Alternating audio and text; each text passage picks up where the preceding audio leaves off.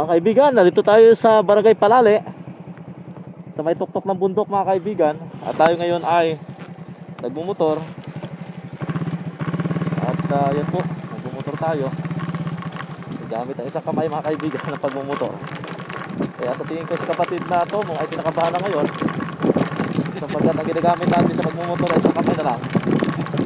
At siya sa likod na nakatama, sapagkat masaya siya na nagmumotor tayo ng isang kamay. Para sa dito mga kaibigan ang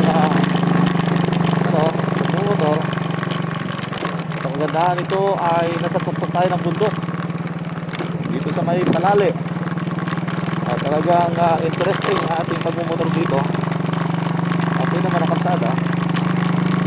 At yan ay paakyat tayo. Yun. Pero hanggang dito lang tayo siguro muna.